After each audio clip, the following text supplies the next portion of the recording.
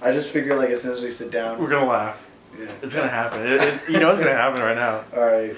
So let's just do it once, just to get the laugh out. Yeah. So just because.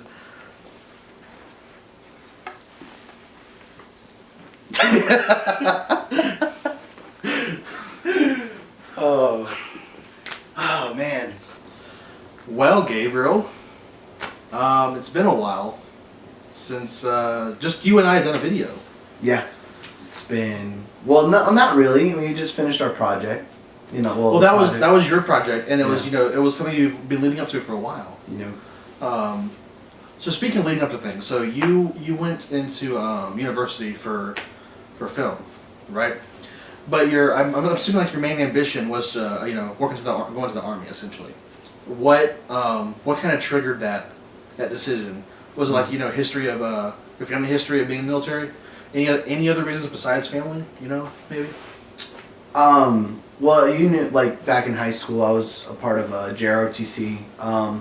Going into my sophomore or junior year of high school, I kind of knew that I wanted to do Army. I wasn't sure about how college was going to work out. I figured I'd do like, Bright Futures or something like that would help me assist with college. But going to Fort Myers and doing that trade program, I came back and I wasn't finding a lot of work, and I knew I wanted to go back to school. And so like the way that would most benefit my family situation was to do Army ROTC at the time, and then I wanted to stay close to home, so Southeastern or Florida Southern, and unfortunately Florida Southern did not have it as a major for film, and I went to Southeastern instead, and it was a good experience. I wouldn't take it back, so that was the main push for my decision making in that.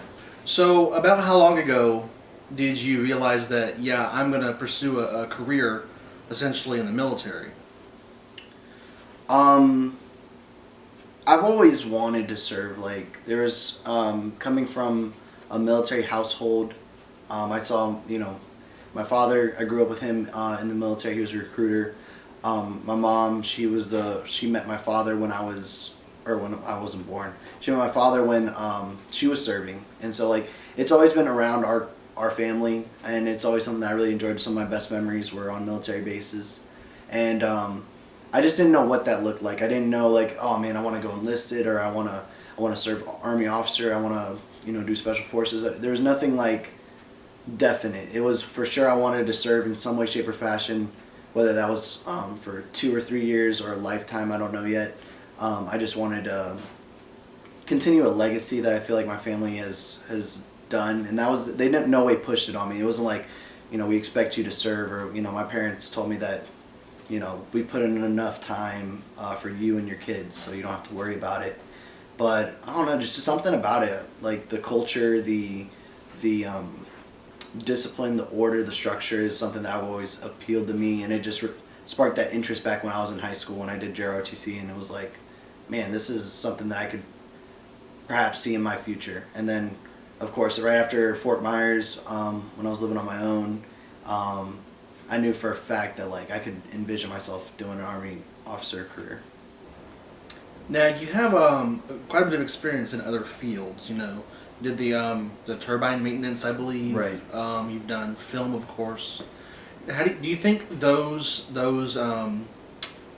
skills, those careers, can somehow like work into your military career, or vice versa? Well, I would hope so.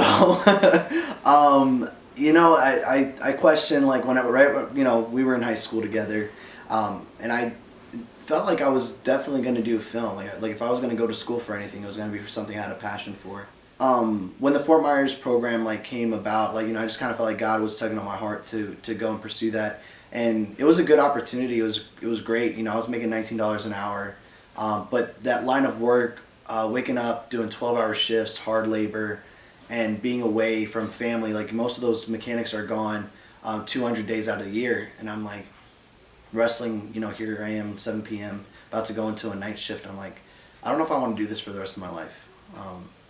And so going into like with an Army career and Army mindset was sort of like something that just like appealed to me. Like if I was going to do something like that, I wouldn't hate life as much, I guess.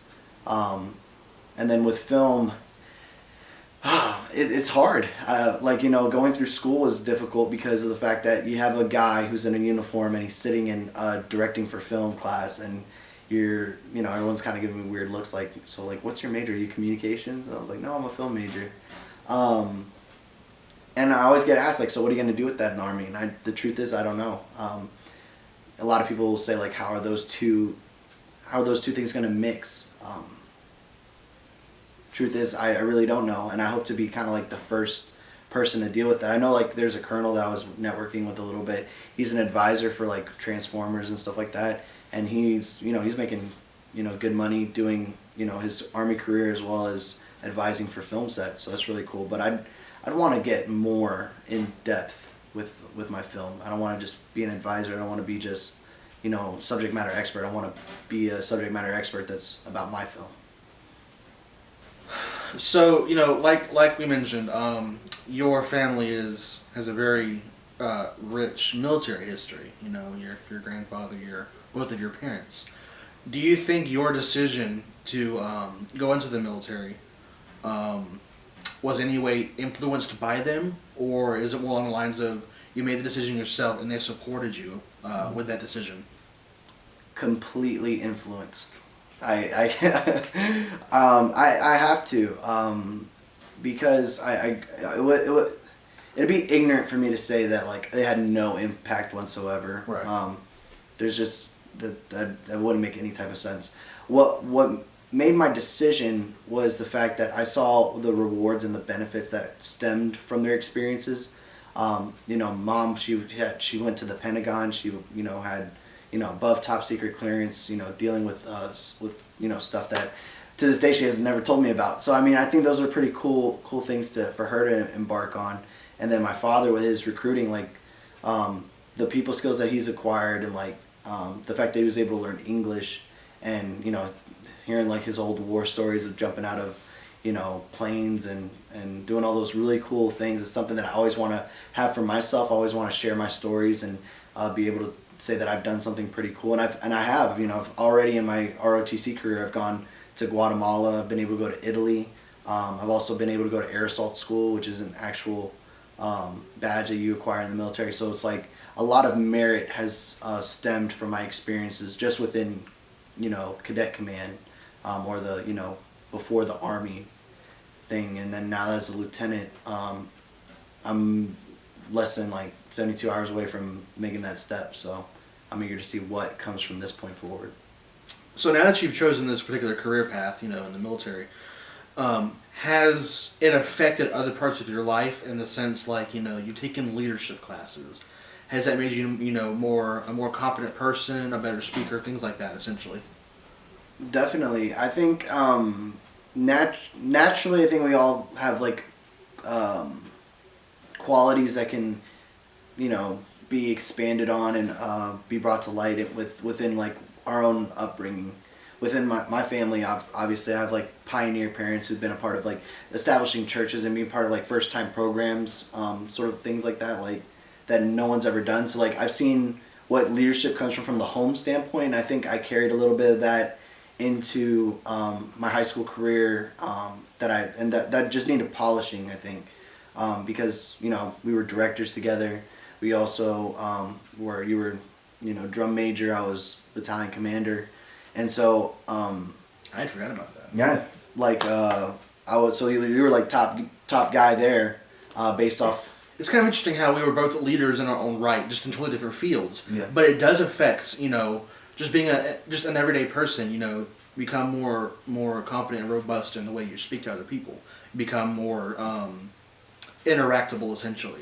Definitely. And so like when I was going through school, I was, my undergrad, I was just like really trying to understand what leadership looked like, because there was a lot of senior cadets that were about to be lieutenants, and I just thought that they had everything together. They were, I trusted them with my life, essentially. Like if they told me to run, I'd run. So your career, at least this current path, is expected to take about 8 years, if I'm understanding correctly.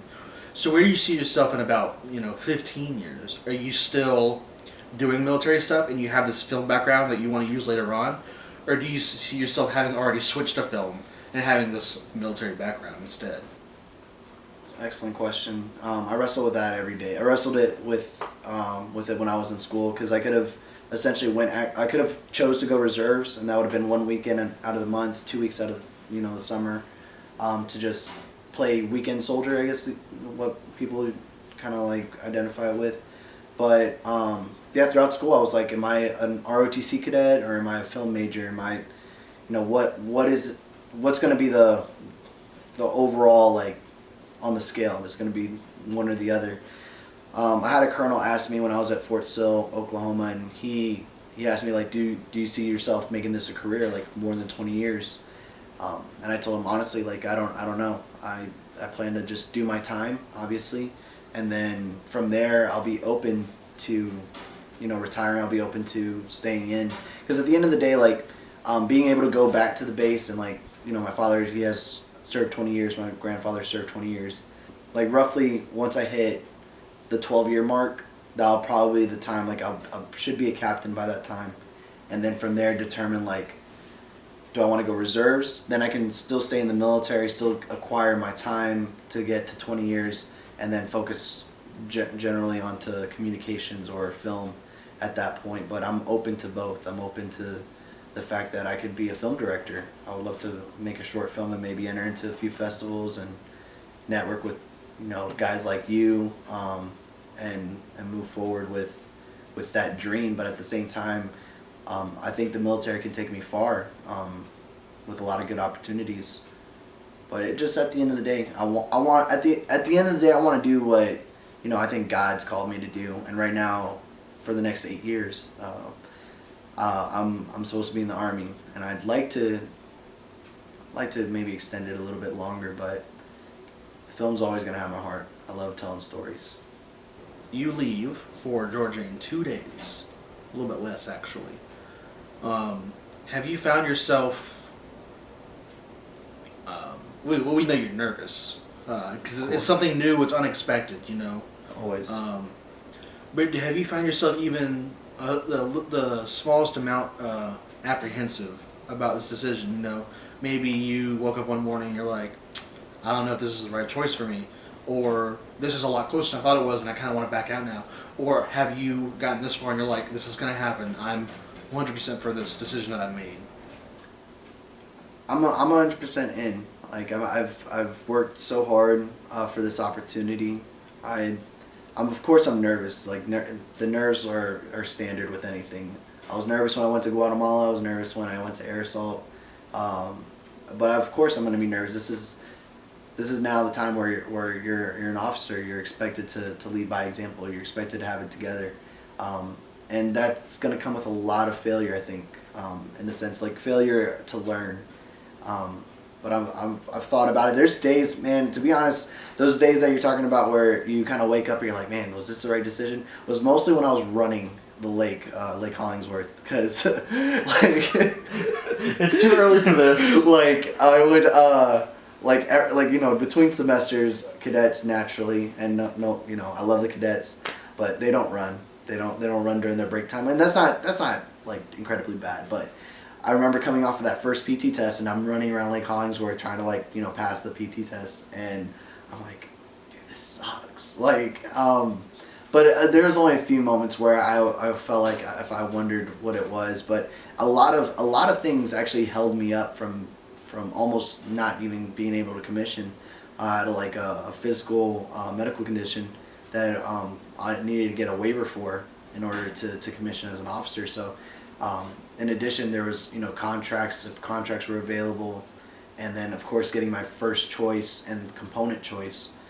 Those are all things that I had to fight for, and it wasn't really handed to me. So naturally, being able to say that I'm 100% committed, it's too easy of a question, because I've really prayed and I've really worked hard for this opportunity, and I've had a huge family support system. My parents have always been encouraging. I've had friends, Exhibit A, and then of course the group that I've adopted as brothers of mine. Like, they've always been saying that they can envision me as a soldier, and so I want to continue with the goal that I established about 3.5 years ago.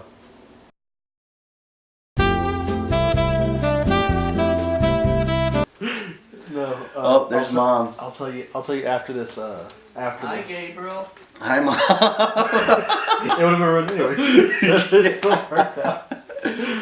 I guess I'm walking behind you guys. Yes, those are very loud chanclas. I know. They are. They are. Mom, do you mind going barefoot? Just a minute, Gabriel. Let me get in here.